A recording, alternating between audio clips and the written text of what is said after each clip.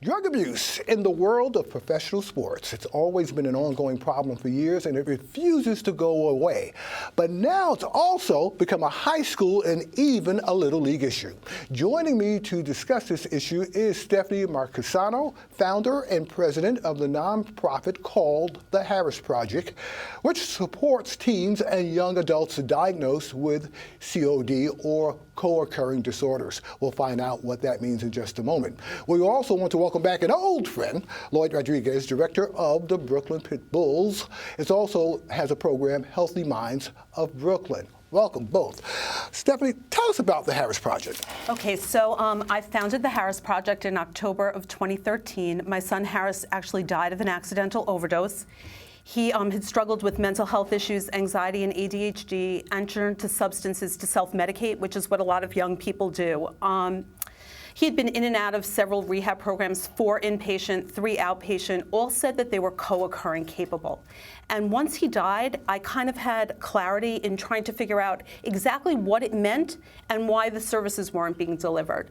So he died on a Wednesday, his funeral was on Sunday, and between Wednesday and Sunday I created the Harris Project. So we've stayed true to our mission and vision since we started. 9.2 million Americans meet the criteria for a diagnosis of co-occurring disorders, but right now the treatment model isn't integrated. And by that I mean when you go into a traditional rehab, they will lead with substance use, but will not necessarily address the mental health, trauma, traumatic brain injury that might be a part of it. A holistic approach. Right, so our goal is to integrate treatment and work with counties in New York State to do that.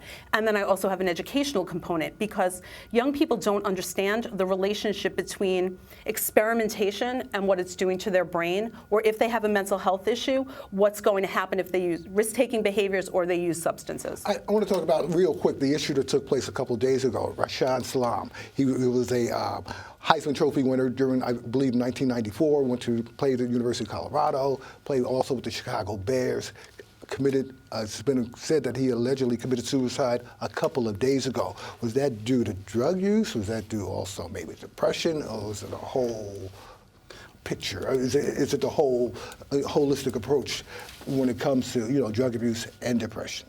Well, just reading the article, I only got the information from the article. I know he was having a hard time. He did mention that he was a heavy user of marijuana, and then that led to other things. But I very much sympathize with the family and the situation. That's one of the reasons I'm here. Again, I started Healthy Minds Project because my son went through something, very traumatic for him, and so I'm out here trying to promote, the Healthy Minds Project and help children in the youth level, and try to keep them from falling into a mental crisis. Stephanie, is his case unfortunately atypical of what athletes go through? So let's look at who he was. I mean, obviously, I don't have the personal history, the background. However, for me and somebody who's dealing with co-occurring disorders as sort of the climate and the culture of this country, I was particularly interested in his history. So he personally, this is not stuff that I'm guessing, he talked about his marijuana use when he was a professional athlete. He talked about his fumbles, the changes in his ability to play, and then he talked about a sports injury, and then the increased use of marijuana. Now, he then bounced around. I know he was cut by his team.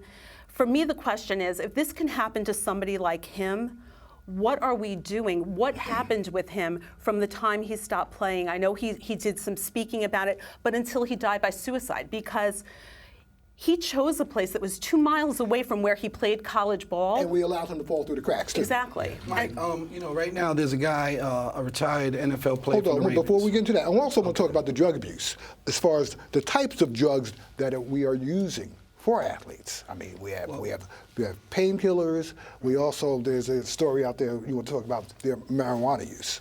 But wait, I just want to, on that specific thing though, before we get to the marijuana, when you're talking about specific medication, so let's look at co-occurring disorders. 3 ways it happens. One is you've got a mental health issue, you turn to substances to self-medicate.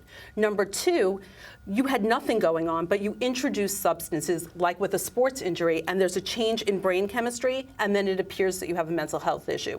And then there are some people who have mental health issues and like an addictive disorder, and then there's genetic factors, there's other things that come into play. Well, Mike, well, let me say this. Well, you know, there are some kids who go off to college and high school, and they don't do any drugs, whether marijuana, anything. And then when they get these injuries, and especially like Division I football, you know, where the games are just a lot faster, a lot tougher. Correct. You know, you get guys getting shots like Teradol. If you go and look at some of the side effects of Teradol, you see it causes mental illness. It can cause mental illness. It can has all types of side effects, blurred vision. So with this guy, Eugene Monroe, and I'm not promoting this for young kids, not promoting it for high school, and not even for college, but when you can get a shot of drugs that can cause an addiction, that may lead you into some other hardcore drugs, we just need to look at the option of having an alternative of other than these painkillers. But the problem is, can you handle it?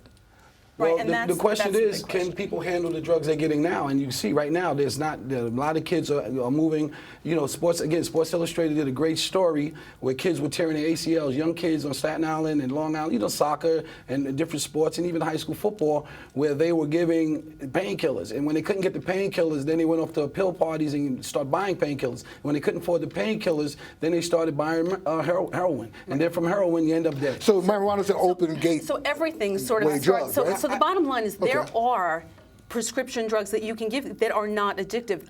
High schools and colleges should have a commitment to their athletes that if somebody has an injury, there's a lot that ties in. There's self-esteem, there's what you're doing with your time, aside from the pain of the injury. So should a mental health professional be there when the injury There occurs? should always There's be no somebody question. as part But of the they're not. team. Correct. Well- Very. I mean, so this is my goal. Okay. I think that when a high school student, particularly a star athlete, is taking their trips and their tours of all of the schools that want them, I think that part of the process should be truly understanding whether that school is committed to the whole player, their academics, you know, do they have any learning disabilities? Are there any underlying mental health issues? What kind of socioeconomic backgrounds are they coming from? Are they prepared for the lifestyle of the college? Also, are they prepared, especially if they lose a scholarship? Because that's Right. another thing. Well, you know, first of all, you know, it's hard to tell a kid from New York City, like Curtis Samuel. Who would have thought a kid from New York City to go to a big school like Ohio State University and play? So it's hard to get that selection of, you know, are they going to care for me? Are they going to take care of me? He took a chance. He's doing extremely well, and we wish him the best. Maybe a and we Heisman hope Trophy nothing candidate goes next to- year, right? Right. And again, Stephanie, the Harris Project, by all means, certified my program. And I love this woman and what she does.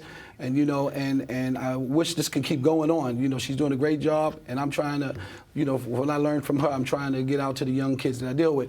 But with the drugs, you know, we really need to really think of an alternative. Here's the other thing, too, real quick. But we look at the history of this thing. The NFL, I mean, we go back to Sam Bertigliano. We can pull that picture up of Sam Bertigliano, who was the head coach of the Cleveland Browns. He started conversations about drug abuse in the NFL. But back then, especially with folks like Hollywood Anderson, who was part of the NFL, the Cowboys, was it recreational use or was it use because of pain? So that's the big issue. So, you know, that simple campaign of just say no, for somebody who isn't going to have a predisposition or a problem, it may be very simple. But if you're somebody who has more complex things going on in your brain, it's truly a matter of not just a slogan and not just a belief that you shouldn't do something, it's truly understanding why, which is a big part of what we do. You know, integrating treatment is one thing, but how do we educate our young people to truly understand the relationship between their brain, mental health, and substance use? Because that's the critical piece. Like when we Because it's also like a chemical right. So when we imbalance, right? And Mike, you know, and you know, right now today we're hearing a lot about your CTE, you know, the concussion,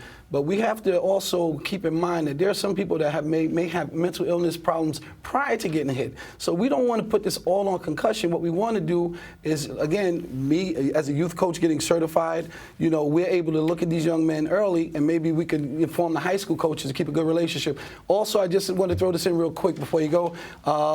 Brooklyn Pitbulls on GoFundMe. Please check it. Please punch in GoFundMe, Brooklyn Pitbulls. Okay. Healthy Minds of Brooklyn. All right, Please cool. support the project. Stephanie, real quick, what you got there? I got my swag bag for you for stuff from the Harris Thank Project. you. Merry Christmas. Thank you, Thank Stephanie. you.